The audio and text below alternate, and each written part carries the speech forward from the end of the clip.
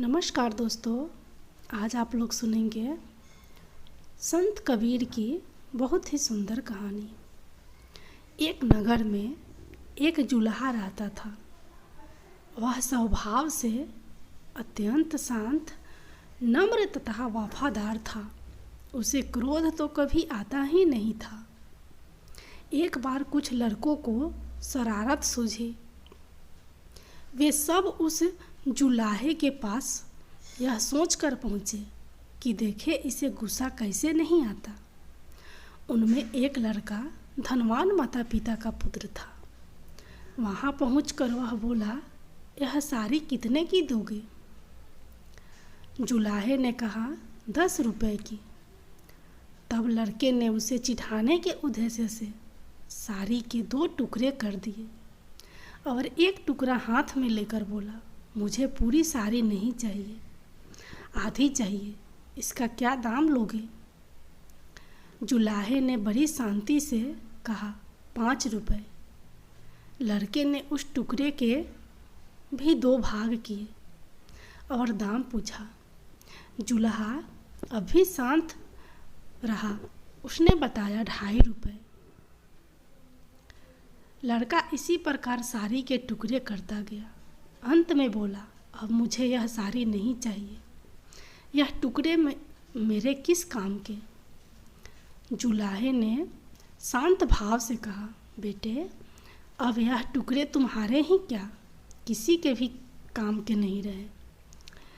अब लड़के को शर्म आई और कहने लगा, मैंने आपका नुकसान किया है, अंततः मैं आपकी साड़ी का दाम दे देता हूँ। जुलाहे ने कहा कि जब आपने साड़ी ली ही नहीं तब मैं आपसे पैसे कैसे ले सकता हूँ। लड़के का अभिमान जागा और वह कहने लगा, मैं बहुत अमीर आदमी हूँ, तुम गरीब हो, मैं रुपये दे दूँगा तो मुझे कोई फर्क नहीं पड़ेगा, पर तुम यह घाटा कैसे सहोगे?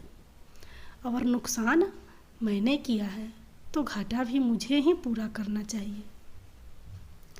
जुलाहे ने मुस्कुराते हुए कहा, तुम यह घाटा पूरा नहीं कर सकते। सोचो किसान का कितना शर्म लगा। तब कपास पैदा हुई।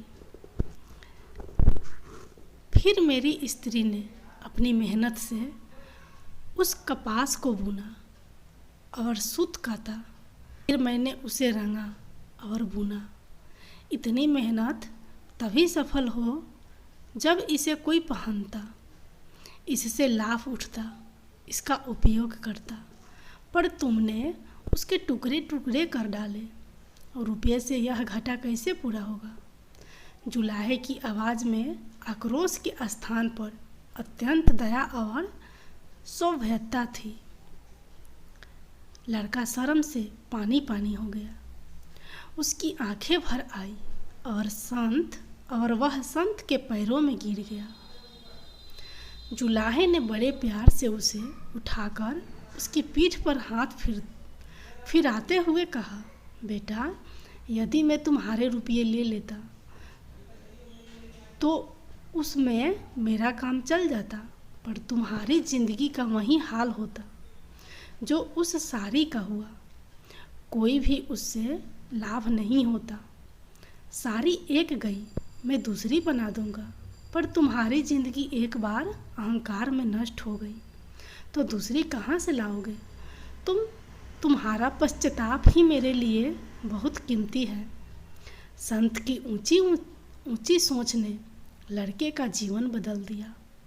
यह संत कोई और नहीं बल्कि कबीरदास जी थे। अब आप लोग सुनिए संत कबीर जी की दूसरी कहानी। कबीरदास जी के पास काफ़ी लोग अपनी समस्याएं सुनाने आते थे। वे अपने उपदेशों से और कभी कभी कुछ घटनाओं से दूसरों की समस्याओं के हल बता देते थे। एक दिन वे अपना काम कर रहे थे। काम करते समय वे भगवान का ध्यान भी कर लेते थे। पूरे दिन कबीरदास ऐसा ही करते थे। एक व्यक्ति उन्हें कई दिनों से देख रहा था। उसने कबीरदास से पूछा कि आप भक्त हैं, लेकिन मैं कई दिनों से देख रहा हूँ कि आप हमेशा अपना काम करते रहते हैं, तो फिर आप भक्ति कब करते हैं? आपको अलग से भक्ति करते हुए मैंने नहीं देखा। कबीरदास जी ने उस व्यक्ति की बात सुनी और कहा कि इस प्रश्न का उत्तर मैं दूंगा, लेकिन अभी तुम मेरे साथ चलो, हम थोड़ा घूम आते हैं। कबीरदास जी के बात मानकर वह व्यक्ति उनके साथ चल दिया। रास्ते में उन्हें एक महिला दिखाई दी। वह महिला पानी भरकर लौट रही थी। उसके सिर पर पानी से भरा मटका रखा था और वह अपनी मस्ती में गीत गाते हुए जा रही थी।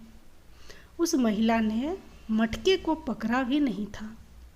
उसके सिर पर मटका स्थिर था और उसका पानी भी नहीं छलक रहा था।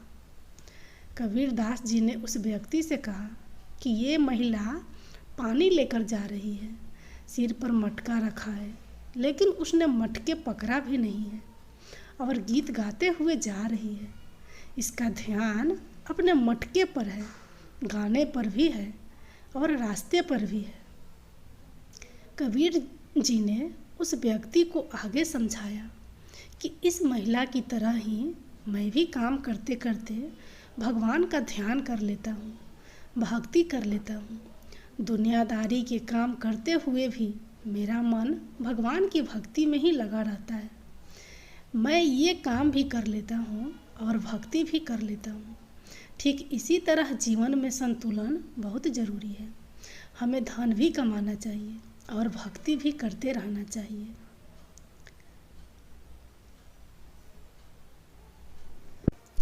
जब हमारे जीवन में संतुलन रहता है तो हमारा मन शांत रहता है और हमें सफलता मिलती है। कर्म करते समय भक्ति भी करेंगे तो सकारात्मकता बनी रहेगी और काम करने का साहस भी बना रहेगा।